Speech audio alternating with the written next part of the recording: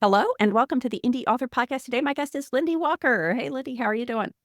Good, thank you. Thank you for having me on. It is my pleasure to have you here and to give our listeners and viewers a little bit of background on you. LynDee Walker writes about strong women who can't seem to stay out of trouble. Her books have appeared on finalist lists for the Agatha and Thriller Awards and once on a major national bestsellers list, smack in between two of her writing heroes.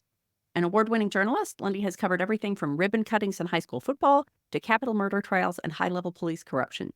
She's the author of 19 novels across several series, including the Turner and Moseley files, co-authored with Bruce Coffin. And that is what we're going to be talking about today. We're going to be talking about co-authoring fiction. And I'm very excited about this because, LynDee, I heard you and Bruce talk, I think it was at Malice Domestic last year, about co-authoring.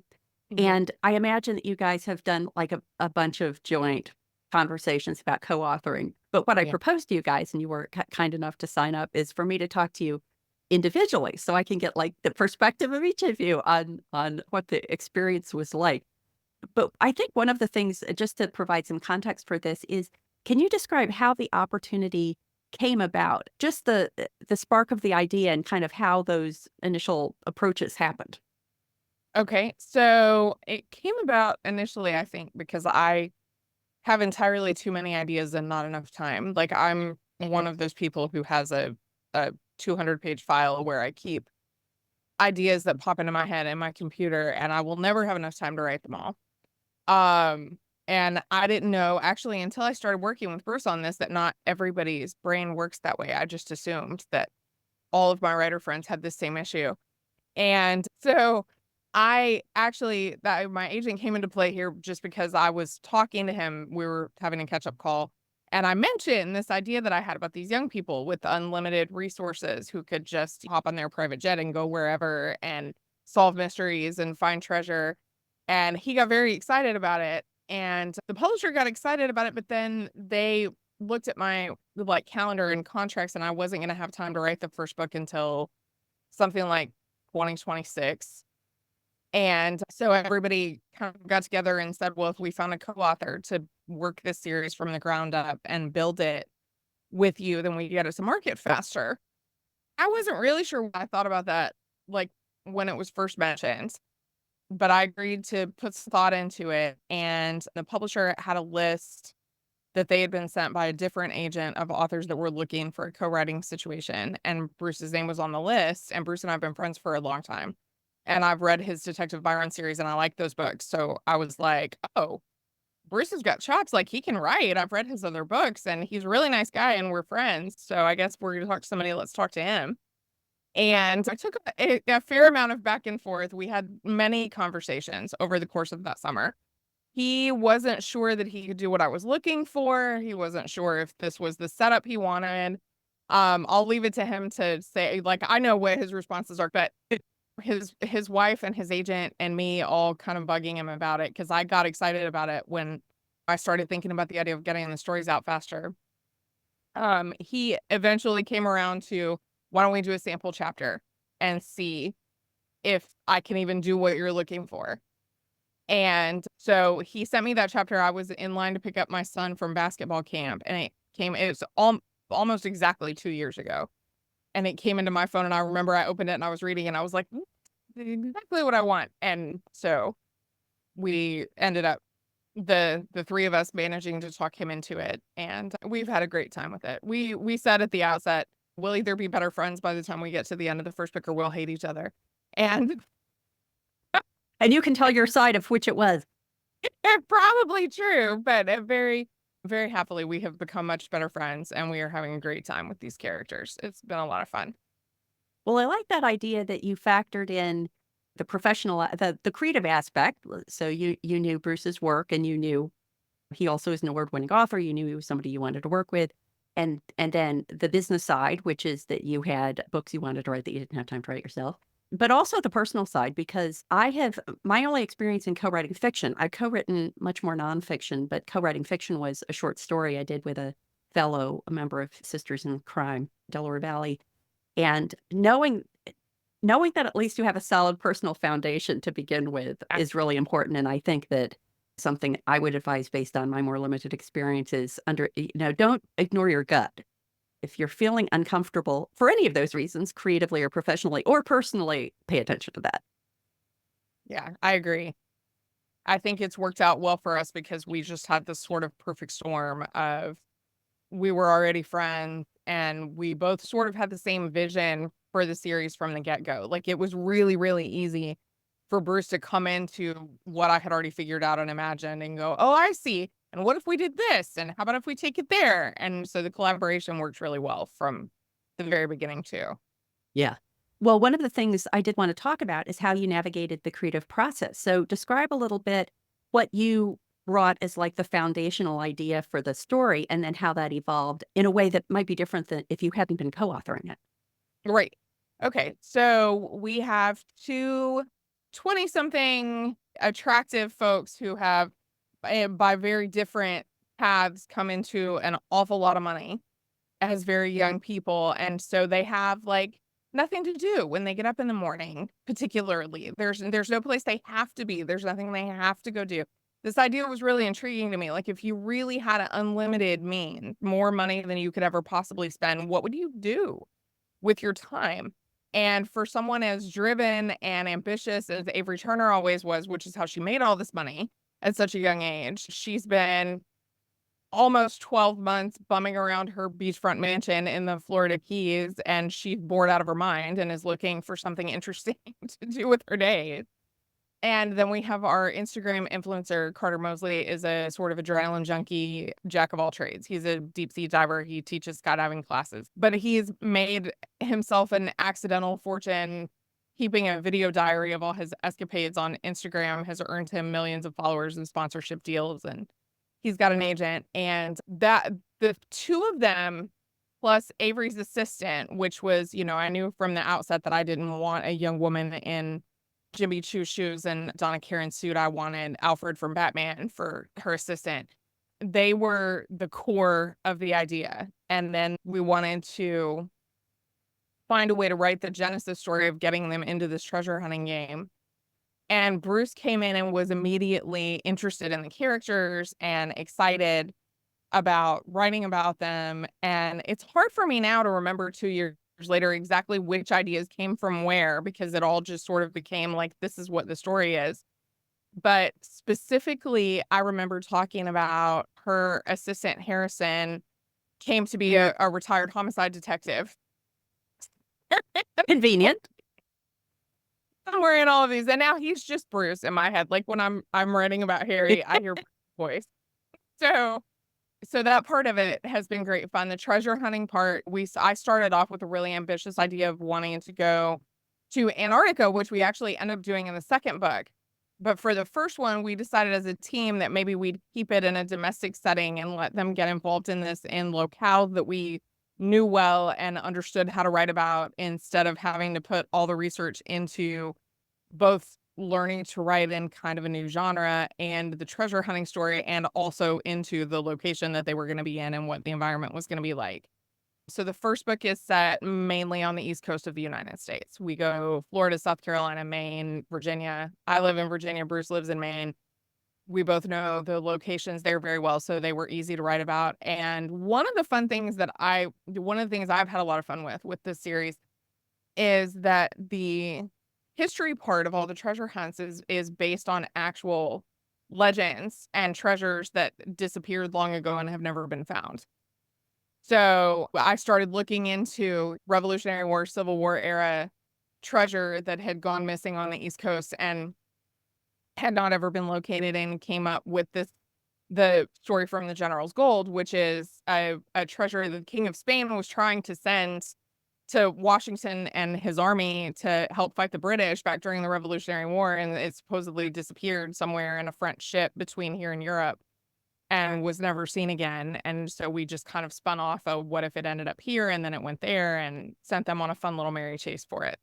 Well, it's interesting that there are lots of things that I think writers bemoan losing, like being able to slam down a phone and things like that.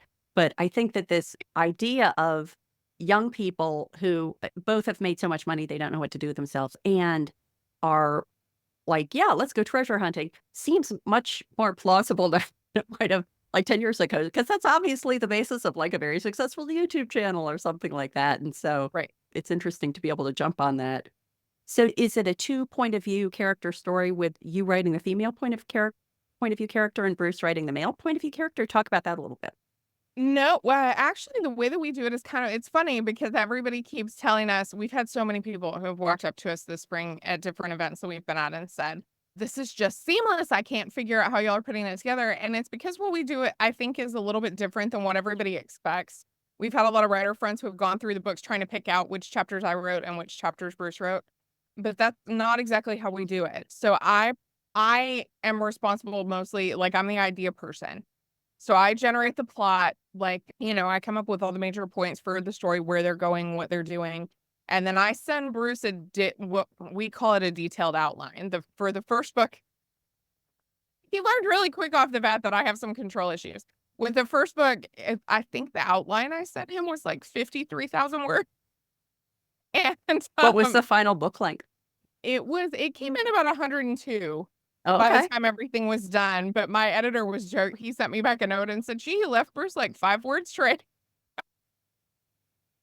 So, but I learned working on that book that Bruce really does have the ability to take what I see in my head and expand it and make it bigger and make it more interesting and do what I want with it. And so the second and third outlines were shorter than that. But basically what he gets is chapter by chapter, like, here's where they go, here's who they talk to, this is who they meet, this is what they find, this is the next place they're going.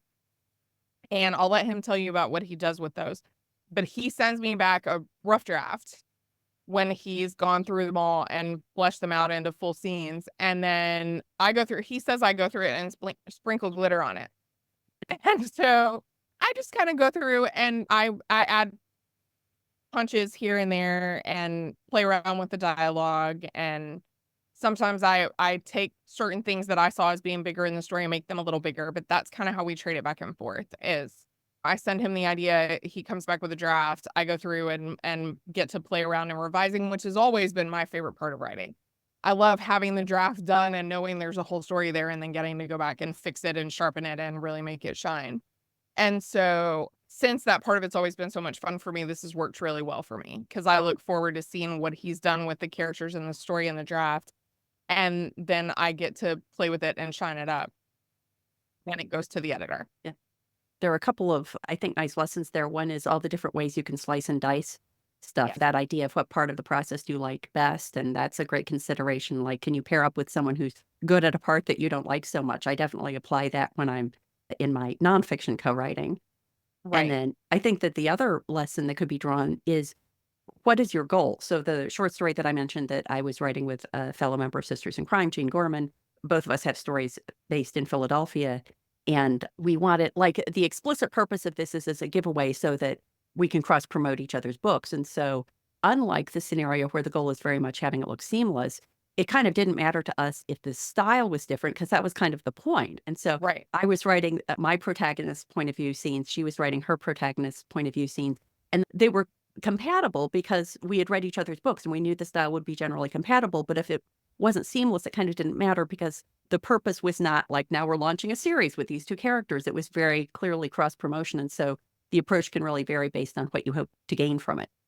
Absolutely. So what was something about the process that was easier than you expected it to be? I well, I guess for me, I think that the outlining was definitely harder than I expected, but because I don't usually do that when I'm working, but I think just working with Bruce and it was like everybody keeps asking us like, what have y'all argued about? And we don't really. I mean, it really has just been a great deal of fun having somebody to bounce ideas off of, getting that draft back and kind of going, okay, did I manage to properly convey what it is that I saw here well enough for him to be able to get it and turn it into a whole story, and then going into it and being like, oh my gosh, it really works. When there were places where he went off script, and with the first book, he was really nervous about that. Like, he would text me every single time he had a different idea for something and go, well, I was thinking, what if they, and I just kept going, just write the book. Like, if you have a better idea than what's there, follow it and see where it goes. And if I don't like it when I get the draft back, then we'll talk about it then. But there haven't been any trails that he's followed that I was like, this is terrible. What are you thinking? Like, they've all been really great. And so that makes it fun for me too, because then I get the drafts back and I'm like, oh, wait, I don't remember saying that this was going to happen, but this is very cool. I think that the advantage of writing in what is going to be a series is that you can have the lessons in the first one. Like, I've experienced that with my nonfiction co-writing, that there was this period where my co-writer and I were kind of trying to feel things out in terms of how far can I go on my own without checking in. And as we became more and more comfortable with that, then the process became much more efficient, just like yourself. Yes, it has. I think he turned around the drafts for the third book in maybe 11 weeks. I mean, it was crazy because he has his process for how he works with the outline and is very fast and efficient. And Bruce is one of the most like committed, prolific writers I think I've ever known anyway. I mean, you hear people all the time say you have to put in the time in the chair and do your words every day. But like, he rarely misses a day, even when he's on vacation. He takes his computer and he like sits by the pool or whatever, wherever they are, and gets his words in for the day in the morning. He's very, very committed to that. So once he figured out that he could just go with his vision of the story, like, I don't hear from him for 11 weeks, and then all of a sudden I have a manuscript. Well, it is interesting. Yet another consideration, I think, is understanding the other person. And this is something that you probably can't get unless you've done one project with them. But that idea of how reliably can they stick to the schedule? Because I would think the scary thing for me about co-writing a fiction series would be, I get to points in my own solo written books where I'm like, oh man, I'm really stuck. I'm going to just switch to something else for a little while. And you kind of can't do that if someone else is Right. relying on you to do your bit. Yeah, that's true. And he says that it helps. I mean, he like, and I'm sure he'll tell you when you talk to him, but that when he's working on these, because he's like me when he's working on a solo book and he doesn't really work from an outline. So here, having the outline to work from, he's like, it's like having a writing prompt. Like, I always have something that I can do. So there's no writer's block meandering like you get in the middle of a project when you don't have an outline to go off of. Yeah. Yeah, I can imagine they're the sort of like opposites attract or sometimes opposites repel, and that idea that it would seem that pantsing would not be a good combination. For pantsers or discovery writers, co-writing might be more challenging, but as you're saying, and I'll talk about this more with Bruce, it can be a positive thing as well. Right. It was just very challenging for me because I've always been a pantser to figure out how to put together an outline. I Yeah. mean, that's part of the reason that first one was so long, because there were places in there where I was like, I don't know what's going to happen next until I write this scene. So I'm just going to write the scene and then I'll figure it out. So that's gotten easier as we've gone along in the series. With each successive book, I'm getting better at having a higher level view of the story and being able to see ahead, even if I haven't fully written out what's happening at the present moment. So we've already pulled a few tips and tricks from the conversation so far, but are there any other tips you would advise someone if someone is saying, "Oh yeah, this co-writing thing, it sounds great. I'm thinking about doing it." What are a couple of tips that you would share with them? I mean, I think a lot of the stuff that we've already said, make sure that your personality is compatible with the person that you're working with, that you actually like talking to them, because you're going to have to talk to them a lot. I And actually have a question about that because you had the benefit of already knowing Bruce when this came up. If you were approached by someone who you did not know personally with a co-writing proposal, are there steps that you would take? Like, would you a 1-hour Zoom with them do it, or would you have to fly to meet them, or how would you approach that? oh gosh, I don't know. I've never really thought about that before. I almost feel like, having done this time and had it be so successful, I'd really want to meet someone in person and spend some time with them and just make sure that I really could see if I could get a sense of who they are and how well we would work together. I mean, I was a reporter for so many years that I kind of pride myself on my ability to read people. I can usually, over the course of a couple of interactions, figure out if where I think somebody's intentions are. So, but I think I'd probably want to be around someone in person before I would just sign on to undertake something like this. Cause like Bruce and I mean, when I say I don't hear from him for 11 weeks, he doesn't ask me questions about the book, but we talk almost every day. We text and just different random things that come up because we've gotten to be such good friends over the course of this process. And I don't think it would be as much fun with somebody that you didn't have that kind of a rapport with. Yeah.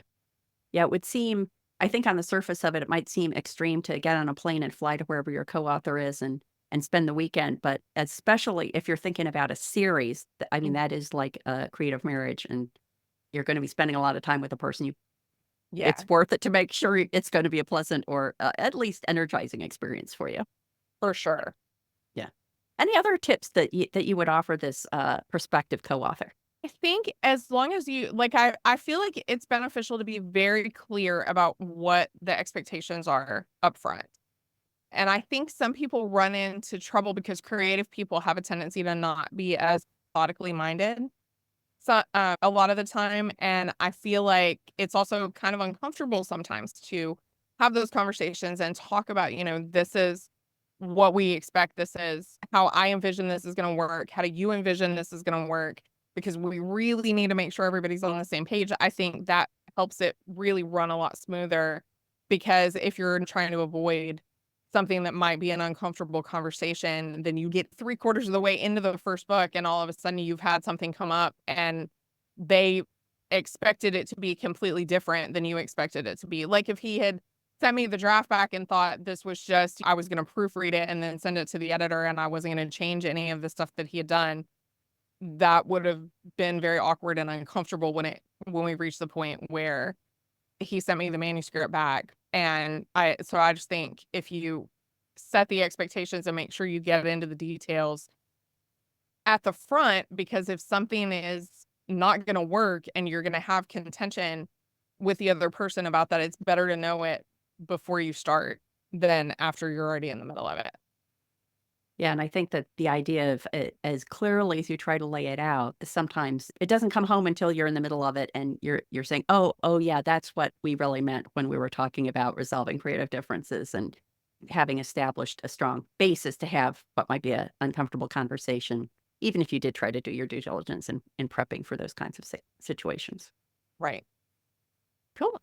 Well, Lindy, thank you so much for sharing your perspective on the co-authoring experience. And please let everyone know where they can go to find out more about you and everything you do online. So I'm mostly on social media on Facebook and Instagram, and both of those accounts are just LynDee Walker Books. So very easy to find. And I love hearing from readers and interacting with folks online. So if you have a question about something, we do a video series on my Facebook called Back Porch Book Chat, where I sit out here and answer questions from readers. So you can always drop it in my inbox on Facebook or in a comment on one of those videos, and I'll answer it as soon as I get around to making another round of videos. Right. Thank you so much. Sure. Hello, and welcome to part 2 of the Indy Author Podcast. Today, my guest is Bruce Coffin. Hey, Bruce, how are you doing? Good. How are you, Matty? Thank you so Huh? much for having me on the program.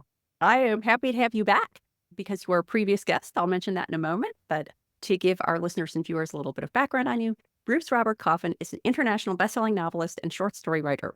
A retired detective sergeant, Bruce was my guest way back in episode 35. That's really in the Wayback Machine. Mistakes writers make about police procedure and how to avoid them. He is the author of the Detective Byron Mysteries and the author of the forthcoming Detective Justice Mysteries. He is the winner of Killer Nashville's Silver Falchion Awards for Best Procedural and Best Investigator, and the Maine Literary Award for Best Crime Fiction. Bruce also was a finalist for the Agatha Award for Best Contemporary Novel. His Anthony Award-nominated short fiction has been published in a dozen anthologies, including Best American Mystery Stories 2016. And he is also the co-author with LynDee Walker of the Turner and Moseley file. And so that's what we're going to be talking about today. And the listeners will already have heard from Lindy. I thought it was fun to have you separately, because I know I've heard you guys talk about this together. And I thought, we're going to get them separately and see if we get other scoop. So when I talked earlier with Lindy, she described a little bit about how the opportunity came about. But one of the questions that I asked her that I also wanted to ask you was, what factors did you consider when you were deciding whether to co-author just in general? Oh, I mean, really, it was a 4-month process for me. Paula Mugne from Talcott Notch, who has been my agent since the very beginning, she approached me with it, over 2 years ago now, I think. I want to say it was April of 22. And it was perfect timing. I mean, my HarperCollins advised they weren't going to put out the 5th Byron. And so I'd been struggling through the pandemic like everybody. I only know a few writers that did really well being locked up by themselves. Normally that works for me, but when you tell me I have to be locked up by myself, I don't do well with that. So yeah, I was struggling to write a standalone that I actually liked. I started probably a half dozen. And so finally this opportunity came along, and I think really my only big struggle was, I was excited about the opportunity to work with Lindy and writing the series. From what I knew of it, sounded really exciting. It was a different kind of thing for me. There would be an element of mystery in it, but really it's almost a genre shift to action adventure thriller, and which is of course what I was trying to write anyway. So that worked out. But I was really, I think, just afraid once you finally made your chops as a writer, you have a fan base. I think you're always afraid to try anything a little different that might be off-putting for the reader. And I think that was really my big concern.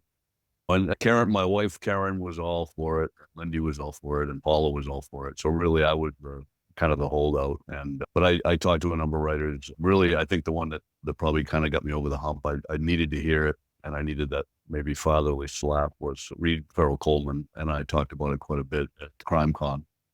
And I laid out all my concerns, and he shared with me what it was like signing on to write the Robert Parker series, Jesse Stone, and the pitfalls that were possible with that, including killing a beloved character, which is really first and foremost at Ismail when he signed on to do it. But it worked out really well for him. And as he so aptly pointed out, someone's offering you money to write a new series, and nobody has any expectations yet, and you're thinking about it, what's wrong with you. And so that's all it took. After that, I signed on. And I think Lindy and I did some due diligence too, which was nice. We toyed with different ideas. We talked about how we saw the series playing out, what some of the characters, the additional characters would look like. She kind of had Avery fleshed out a little bit and had a pretty good idea on what we wanted for Carter. So really, I think one of the things I added in early on was who the third protagonist would be, or the kind of a secondary protagonist would be, to join those two. And we did some sample chapters. I said to her early on, she sent me the ideas of what she thought, a couple paragraphs for each of the first two chapters. I said, well, let me have those, and let me see if I can just go at it, write what I want, and see if you like what I write. And that worked out good. So after that, we hit the ground running, and we now completed 3 books. The third book is done. It's already come back from the copy editor, and that won't be out until October. The Pirate's Secret, which, what's funny, they've all been fun to write, but the one that's forthcoming in October, I think, was the most fun for Lindy plotting, and the most fun for me to write. She kept saying that she was plotting it. And I thought, oh man, she's building this up. What if I don't like it as I'm going through it? And I loved it. It was the most fun of the 3 so far to write. So. Well, I'm going to try not to repeat comments that I made to Lindy when I was talking with her, but I think based on my experience with nonfiction co-authoring, I've co-authored a short story for fiction, but the first time, I don't know that I'd ever recommend just co-authoring one book with someone, because that's the book where you're working out all the kinks. And by 3, you probably have the machinery cranking right along. Right. Yeah. It really is. You kind of have to, you just have to go through it. I equate it to the honeymoon period. Neither one of you really know what to expect. We both came to the table with an existing audience. We both came to the table having earned our chops and fought hard to get the series out that people wanted to read, and done it repeatedly. But it was a question, you never know, will you work well together? And our system really was different in that I think every co-author that we've talked to does it differently. I know Charles Todd and his mother kind of took the role of different characters as they wrote. And I got a chance to talk to Doug Preston about it. And there's a sort of an alternating chapter thing with him and Lincoln Child. And because they write from afar the way Lindy and I do. She's in Virginia and I'm up here in Maine. So, but it was really because I think we fell into it the way we did it. Lindy had already started fleshing out a lot of the first book and kind of knew what she wanted the series to look like in the long term. And so when I came in, there were some additions that I brought to the thing, but a lot of it she had already done. So we just decided to try it and have her do the lion's share of the outlining and plotting, and me just write the book. And one of the things that we had to learn one of the things I had to learn how to do was to go off the page and go off script if I felt the story needed it. And that's worked out really well. I think one of the things that it does is it keeps the voice cohesive, swapping writers back and forth. I don't care how much alike you are. And I think Lindy and I are quite a bit alike, at least according to my wife. Can't tell if I'm talking to myself or talking to Lindy when she hears me. But I think I think we are enough alike that it worked. So when people read it, they're reading her outline, my novel, and then the flavoring that gets added later on really is her final look at things and tweaking things to her liking. So really, we're both all through this, but I say for one voice for the actual book, I think lends itself well to what we do. One of the questions I wanted to ask you that was the logistics of how you handled it. So we've heard about how there was the detailed outline from Lindy, and then you were filling in, putting some meat on the bones, and then she was putting, I think that she called it the glitter on it or something like that. Right. But how were you coordinating like ownership of the document? Were you using Google Drive, all those kinds of things? No, we really don't go to all those extremes. I mean, we write, both of us, I think, write exactly the same way. We both work from Word document. And so just emailing those back and forth and making the changes on those as we go. I mean, it's really the same way that I worked with Harper. Everything I wrote, I did with Word and submitted it to my editor or resubmitted to the copy editors and stuff that way. Yeah, we don't actually do an online shared drive. We haven't got that technical about it. It's just sending the document off and doing what we do. We probably both have 1,000 different versions or copies of stuff saved to our computers, but no, it just works. And really we both play a little mind game that seems to help, or at least it helps me. When early on, when I saw the outlines, I would read those start to finish. And then I knew that the content editor would get a hold of it and have some input on what if there were changes that he wanted to see or this and that. And so there might be some major changes by the time I actually got something that was ready to write.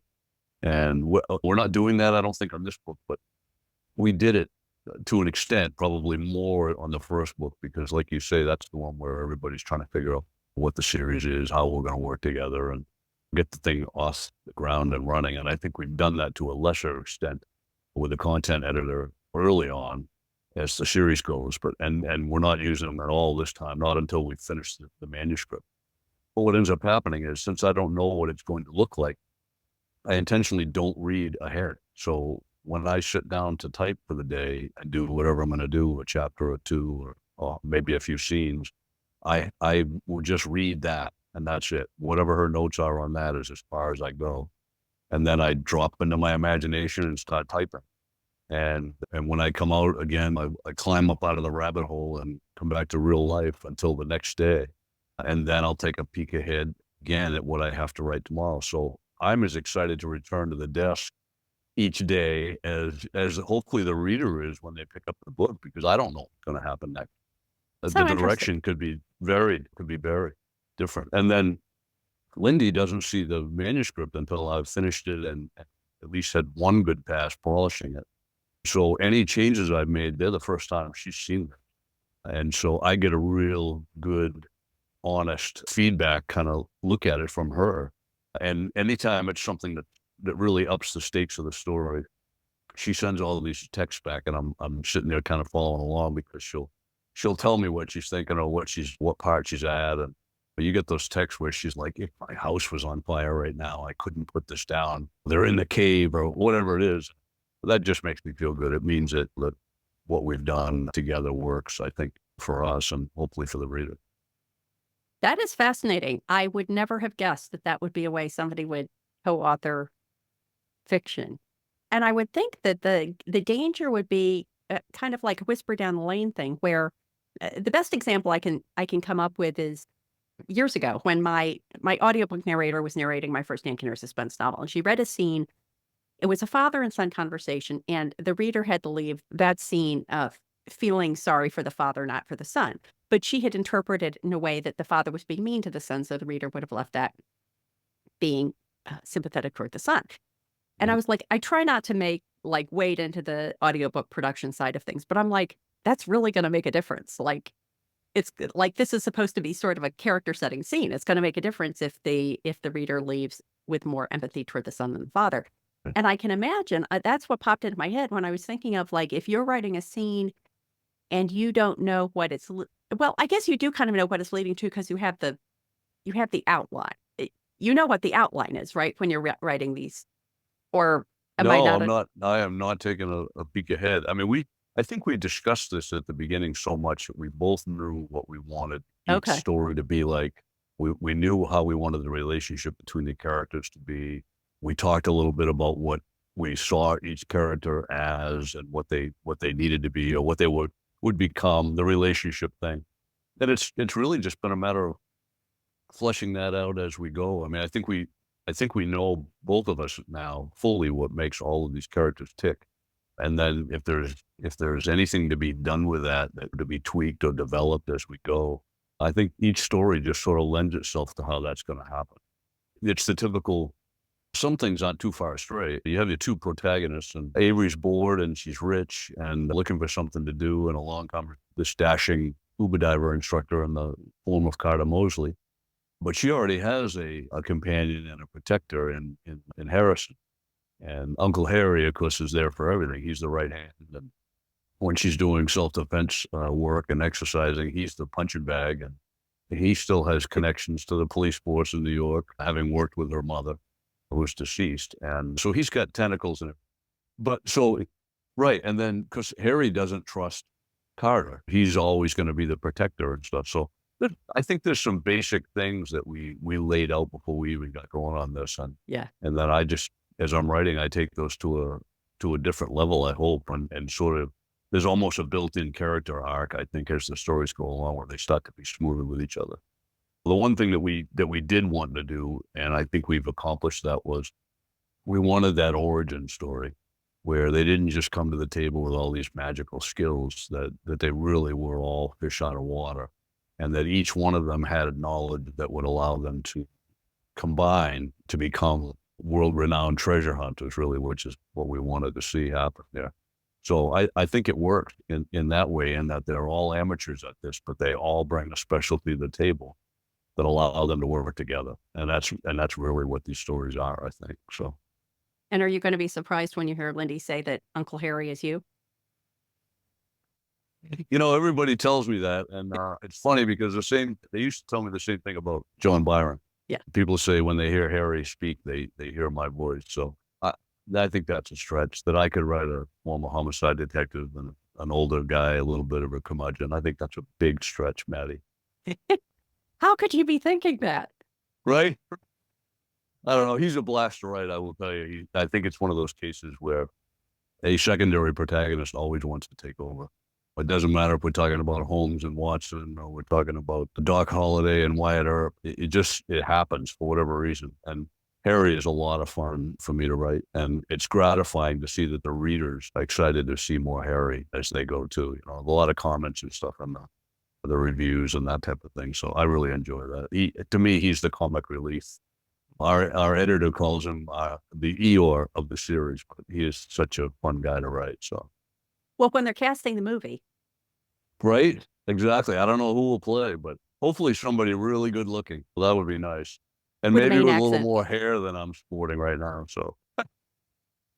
Well, you had mentioned something earlier that is something I wanted to talk about a little bit, which is that the series, I have not read this series. I've read the Byron books, and it feels different. Like you had said yourself, it's different. It's more action adventure rather than kind of a detective procedural mystery sort of thing.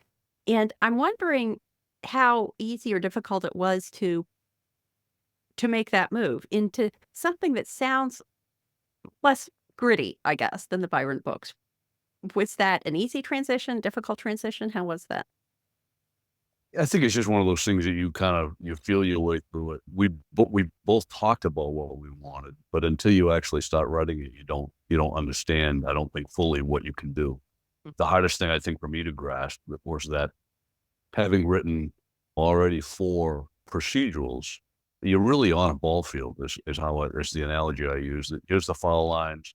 Those are the home runs. This is where everything happened. You kind of have to be on that playing field, because if you start going astray of that, I mean, the book has to be exciting too. It can't just be boring procedural every 400 pages, but you do have a playing field you have to operate under to pass the straight face test.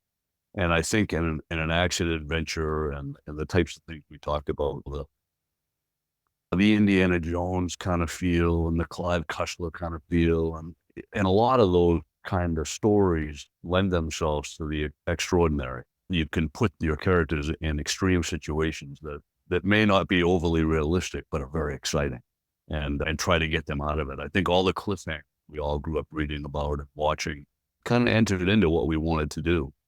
And you can say that to another writer, but then until you actually sit down and give yourself permission to do it, like an example I give, and we haven't done this yet, but I said if a fight has to happen between two characters on the wing of a plane while it's in the air, then that's what we do, right? I mean, you kind of have to make that happen. Yeah. So to me, that's the whole point, is that the series, anything can happen. They're as exciting and scary as they are fun. And at the end of the day, unless something really crazy happens, the goal is not to take any of our characters and put a red shirt on them and beam them down to the planet, never to return. They may get banged up a little, but they're going to survive to the next story. And to me, there's something just cathartic about that, where it's writing for pure entertainment. It's the stuff we love to read, and hopefully we're able to pass it on in our own way to the reader. I can see it being liberating to suddenly realize that you can have characters on the wing of a plane in a way that would seem weird in the Byron books. Are the detective justice mysteries, are they more like the Byron books? And if they are, do you feel like you might have a more difficult transition back to that style if you're having to say, oh, it would be so cool if they were on the wing of the airplane, but no, that's not quite right for this character? No, it's funny. They are very Byron-esque. I mean, that was really what I wanted to do. I set out to do. And this was one of those where I said, okay, this gives me a chance to write another procedural series. What would I change from the first series I read if I was able to do it again? What would I do differently this time? And it's main centric again. The protagonist in that series is a second generation Maine State Trooper named Brock Justice. And Brock is a detective. When the series opens, the first book is called The Crimson Thaw, and that will be out maybe 11 months from now, 10 months from now, whatever it ends up being. I'm actually on the rewrite process on that manuscript right now for the first of those four. But Brock gets himself into a bit of a scrape in the very early going in that first book. And when you next see him, he'll be transferred from major crime in southern Maine, where he's been working as a homicide detective, to major crimes north, which is the equivalent of sending them to the state police version of Siberia in Maine. And so it's very different. I mean, there'll be a lot of small town stuff, unlike Byron, where everything had to happen. The actual crimes had to happen in Portland. I mean, the investigation might take them other places in the state, which was fun for me to try to feature different locations or even out of state. But the crimes had to happen in Portland. And in this case, the crimes can happen anywhere in the state of Maine. So I will intentionally be featuring a lot of small towns, and it's state police. You're working way up north. You have what you have access to, and they don't have all the bells and whistles in some of these remote locations, or all the manpower that Byron had access to in the Byron series. So it's a bit of a departure. I think people will be refreshed by where the things take place and the fact that it's back to a procedural series. And really, I thought it would be hard to do these simultaneously, but believe it or not, because they are, in a way, a different genre. What I do when I'm not when I'm not facing that deadline is I will work on the Turner and Moseley file book whatever one I'm currently working on during the week. And I'll work on the detective justice mystery novel on the weekend. Just as like a little break it up treat for me. And it's literally like taking one hat off and putting the other one on. And you can envision Mr. Rogers changing out of his jacket into his sweater. That's kind of what I do. And it's not jarring at all. And it really worked well for me. Yeah, I imagine in that case, the differences would make it easier to sort of segregate your brain that way than if they were quite similar and the differences were more nuanced. Yeah. Yeah, if I was writing two thrillers at the same time, I would have a real hard time keeping them straight. Yeah. So when you think back, maybe thinking back to the experience with the first book, what was easier about co-writing than you expected it to be? I think just kind of the autonomy to do what I wanted. I really struggled with that whole permission thing. Lindy, we kept telling me, write your book. Here's the notes, here's the recipe card. Go into the kitchen and make a mess. Write your book. And I was really hesitant to stray from what she'd given me for an outline. I wanted to kind of follow that to the letter and show her that I could do what she envisioned or whatever. And every time I turned around and found something that I wanted to go in a slightly different direction or mix something up or add something in, I felt like I didn't dare to do it without asking. And she kept giving me the same answer: write your book, trust yourself, just do it. I trust you. So, and that's really what it was, I think, is learning to trust each other. And I finally got to a point where I'm like, all right, well, she's giving me permission repeatedly. I'm just going to go for it.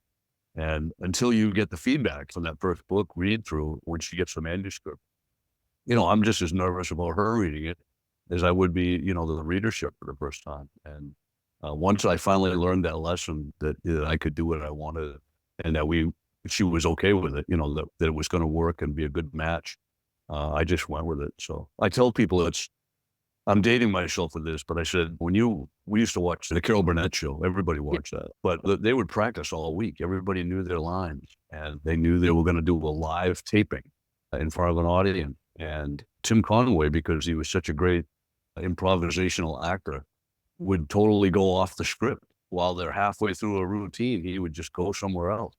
And you could tell because the actors were doing everything they could not to break up and start laughing. And he could go for 5 minutes and go off the page and then circle back. When he was ready, he would circle back to the plot, and then they would all know their lines from that point on.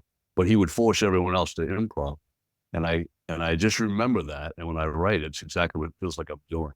I stay with the plot when I'm happy with it, and I ad lib when I'm not, and then bring it back around again. So it's kind of a weird thing to do, but once you do it, I think it becomes second nature.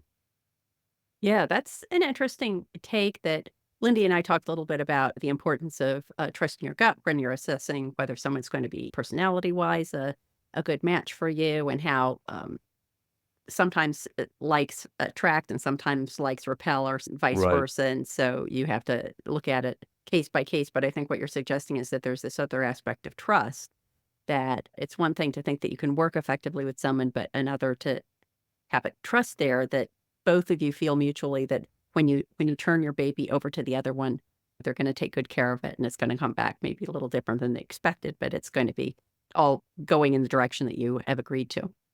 Right. Yeah. I mean, knock on wood, I haven't crossed that threshold where I've messed anything up yet.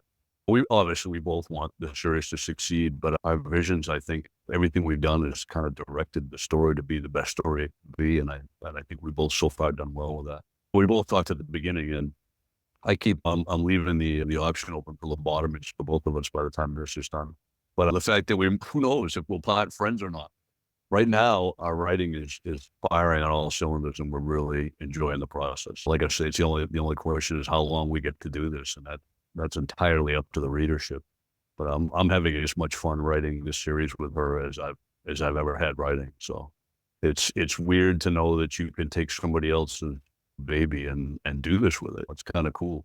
Yeah. It's just another tool in the box, I think, is what it ends up being. I remember talking to Hallie Efron when I found out that the Byron series was discontinued, and she had made a point. I was talking to her about my conversations with Paula, and I said one of the things Paula wanted me to do is to write a standalone thriller or something different to kind of show my chop that I can do. And she said to me, it is a big deal in this industry to be able to show that you're not just a one-trick pony, and that you can do more than what you've done. And I feel like this was a perfect opportunity to do that. As terrified as I was to get into this when I first started, I think it came along at exactly the right time, and I had the right people behind me pushing me into it. And I'm so glad I did. Lindy's been a great writing partner, and this has been a pleasure right from the beginning. So we'll see how long it goes. Oh, great. Well, Bruce, it's always so lovely to speak with you, and I appreciate you Likewise. sharing. The reveal is Lindy had nothing but nice things to say about you, and you had nothing but nice things to say about her. So I didn't have a muckraking opportunity, but That's it was super good. fun to talk to both of you. So please let everyone know where they can go to find out more about you and everything you do online. Yeah, I mean, I'm all over social media. I'm not that hard to find. Bruce Robert Coffin is pretty much the normal handle. I have a website. I have several websites. You can find me on HarperCollins website. You can find me on Severn River website. And also I have my own at brucecoffin.com. For any of the listeners, if you're planning on attending any of the Nashville conferences, if you're BoucherCon or Killer Nashville, Lindy and I will be, I think, together at BoucherCon, and I will be attending both of those. Actually, I'll be there for the week. So if any of your listeners are planning on being there, drop by and say hello to me at one of those conferences. That would be great. Catch up. That sounds wonderful. Thank you so much. Thank you.